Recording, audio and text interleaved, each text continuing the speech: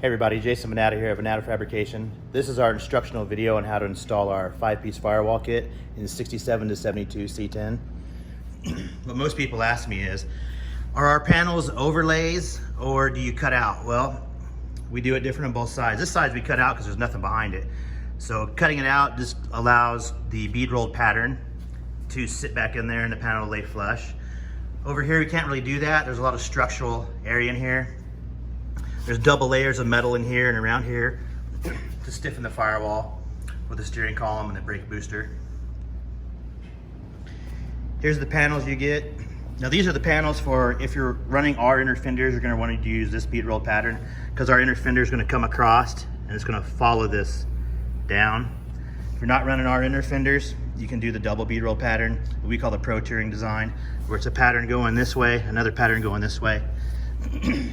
Got all the strips here to close in the wire gutter. This panel here is going to make the firewall mirror imaged on both sides, so it's going to go right there to give you that same shape you have over there. And this panel here, instead of giving you all just a circle to fill in this blower hole, then you have to do all the body work. We give you this entire panel. Makes it easier to do, plus sometimes there's rust in this area. The size of this panel will actually act as a rust repair panel. We also cut out this little hump here. The hump that was here, we take that out, gives it a nice straight line. Now we're gonna start our install. Well, I got all the panels tack welded in on the passenger side.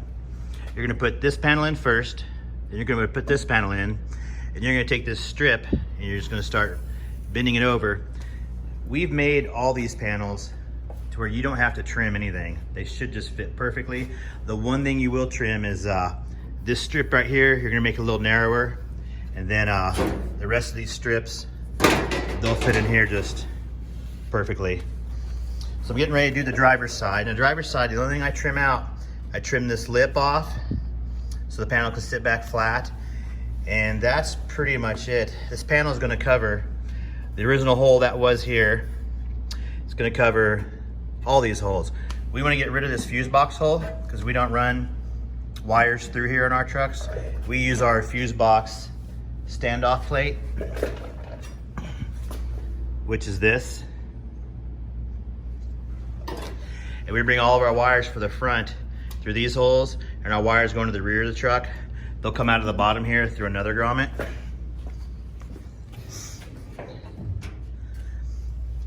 So there's the standoff plate. So the wires will come out of the top instead of going through the hole, and then we'll bring them into here, and you can see they're gonna go right through there.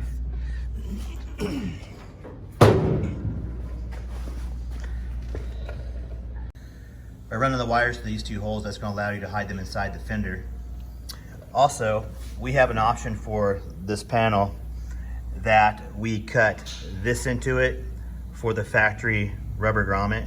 We don't use that though. We use the billet aluminum steering column donut. And so that's why the panel's cut that way.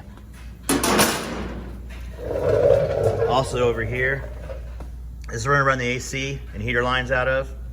That'll hide them inside the inner fender. And we also have an option if you do want to keep your vintage air lines the way they come, we have holes pre-cut in these panels as well. Got all the firewall panels tacked in place.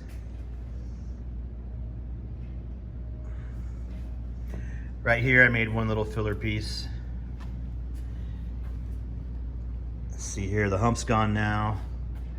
That hump's gone.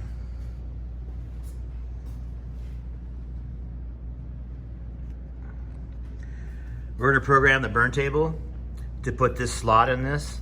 Then we'll have an option for like slot in panel for hiding AC and heater lines, something like that. Then you won't even have to figure out where to put the slot. That'll be done for you. Now it's time to just start welding it out. Just finished welding all the panels in. Took about an hour and 10 minutes, so not too bad. Now it's time to grind everything down smooth, put it in self-etching primer, then start the body work.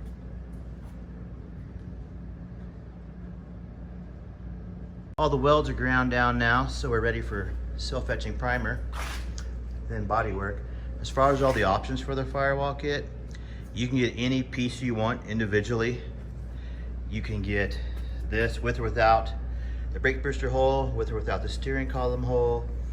You can have the vintage air holes pre-cut in here.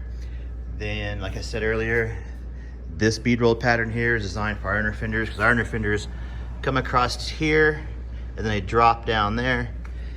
If you're not running our inner fenders, you can run the double bead roll pattern. We also call that the protruding bead roll pattern, where you get two designs going this way. And that's pretty much it.